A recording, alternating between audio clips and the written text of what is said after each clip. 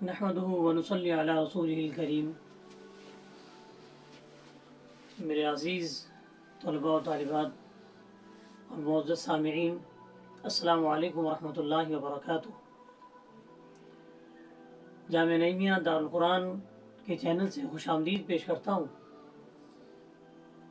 جیسا کہ آپ نے اس سے پہلے والی ویڈیو آپ نے دیکھی، اس کے بعد میری کوشش تھی کہ ویڈیوز جو نا وہ آتی رہیں رمضان مبارک کے متعلق، تو الحمدللہ آج پھر موقع ملا تو تھوڑی سی بات کرنے کا سماعت فرمائیں۔ رمضان مبارک شروع ہو چکا ہے، الحمدللہ اس کی رحمتیں، اس کی برکتیں سمیٹنے والے چکنے ہو گئے، اور اس میں اللہ والے کہتے ہیں کہ جنت کی سیل لگ گئی۔ جنت کی سیل، کہ جب سیل کا نام سنتا ہے انسان تو فوراً ذہن میں آتا ہے کہ یہ کام سستا ہو گیا، یہ کام سستا ہو گیا۔ اور سیل کا جب سنتا ہے انسان تو ایک دوسرے کو اطلاع بھی دیتا ہے کہ جی فلاں جگہ سیل لگی ہے، فلاں جگہ سیل لگی ہوئی ہے، اور پھر آئندہ فلاں مہینے میں فلاں وقت میں سیل لگے گی، تو وہ اس کا منتظر رہتا ہے۔ بیائی نہیں اللہ والے اس سیل کے منتظر ہوتے ہیں کہ جنت کو خریدنا ہے ہم نے۔ اور جنت کیسے خریدی جاتی ہے؟ اعمال سے۔ اور اللہ کے پیارے حبیب صلی اللہ علیہ وسلم فرماتے ہیں کہ رمضان مبارک میں ہر عمل کا ریٹ بڑھ جاتا ہے۔ یعنی اگر ہم کوئی کام فرض ادا کر رہے ہیں، جو اللہ تعالیٰ کا حکم ہے، فرض ہے، تو وہ 70 فرضوں کے برابر اس کا ثواب مل رہا ہے۔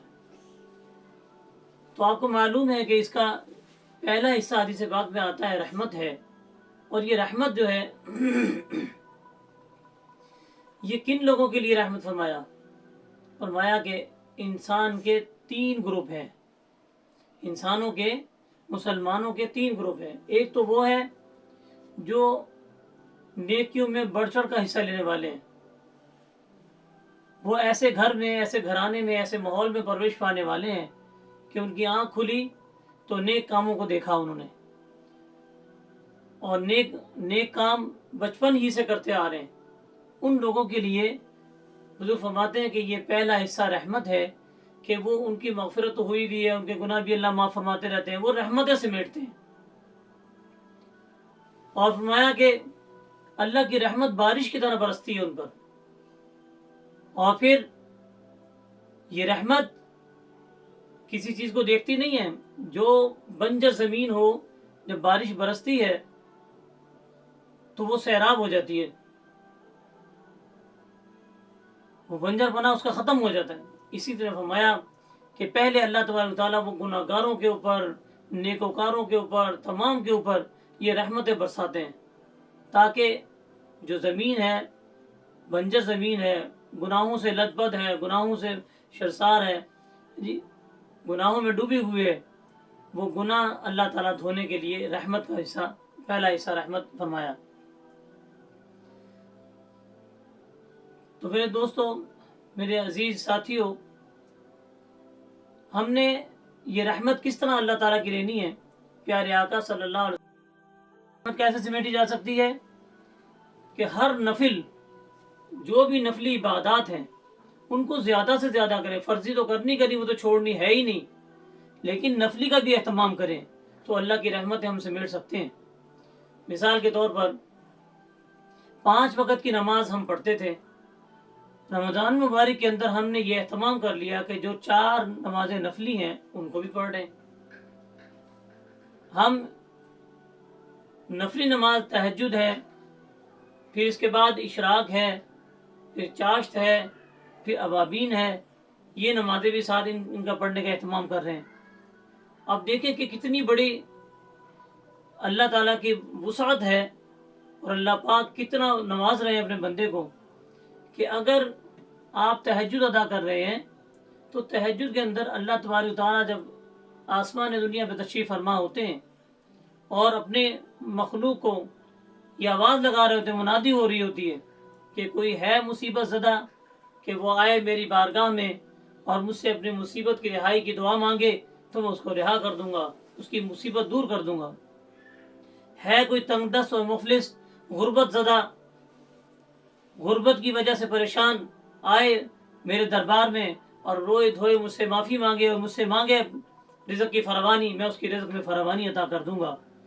ہے کوئی ایسا بیمار لاغر کمزور جو اپنی بیماری سے تنگ آیا ہوا ہے، اللہ کی بارگاہ میں آئے اس وقت اور آ کر روئے دھوئے اللہ سے معافی مانگے اور اللہ سے التجا کرے کہ اللہ مجھے اس بیماری سے خلاصی عطا فرما، تو اللہ تبارک و تعالیٰ اس کو بیماری سے خلاصی عطا فرما دیں گے۔ تو میرے عزیز دوستو، ہم نے تہجد میں یہ کیا عمل، دعا والا عمل کیا، عبادت والا عمل کیا، نوافل اور قرآن پڑھنے والا عمل کیا، تو ہمیں یہ چیزیں حاصل ہوں گی۔ اسی طرح فرمایا کہ نماز اشراق، آپ نماز فجر پڑھ کر اللہ کے ذکر میں مصروف رہیں، کوئی نہ کوئی کام دین کا کرتے رہیں، اور اس کے بعد جب سورج طلوع ہو اس کے 20 منٹ بعد آپ 2 نفل پڑھیں، تو اس میں کیا اجر ملے گا رمضان مبارک کے اندر۔ غیر رمضان میں فرمایا کہ اگر 2 نفل اشراق کے پڑھے تو 1 حج اور 1 عمرے مقبول کا ثواب ملتا ہے۔ لیکن قربان جاؤں کہ اللہ تبارک و تعالیٰ نے کتنی اپنے بندوں پر رحمت اور خصوصی توجہ فرمائی، اور کتنا انعام ڈھیروں اللہ تعالیٰ عطا فرما رہے ہیں کہ اے میرے بندے تو 2 نفل اشراق کے پڑھ لے تو تجھے میں 70 عمرے اور 70 حج کا ثواب دوں گا، اور وہ بھی کون سا؟ جو مقبول حج اور عمرہ۔ تو میرے عزیز دوستو، ہمیں چاہیے کہ تھوڑا سا وقت لگتا ہے 2 نفل اشراق کے اور 2 نفل حاجت کے، جو حاجت کے پڑھ لیں، فرمایا اس دن کے جتنے بھی جائز کام ہیں اللہ تعالیٰ سارے کاموں میں اس کی مدد فرمائیں گے۔ تو اللہ تبارک تعالیٰ سے دعا ہے کہ اللہ تبارک تعالیٰ یہ صبح کا وقت جو ہے ہمیں صحیح گزارنے کی توفیق عطا فرمائے، اور اللہ پاک ہمیں رمضان مبارک کی یہ بہاریں، یہ رحمتیں، یہ برکتیں سمیٹنے کی توفیق عطا فرمائے۔ تو بہت ہی عمدہ وقت ہے نیکی کمانے کا، جنت حاصل کرنے کا۔ فرمایا کہ اس میں رمضان مبارک میں 4 کام ہم نے کرنے ہیں، جن میں 2 کام تو اپنی ذات کے لیے ہے کہ ایک اللہ پاک کے لیے، اپنے استغفار کے لیے، اور 2 کام ایسے ہیں کہ جنت کی طلب اور جہنم سے خلاصی یہ مانگی جائے۔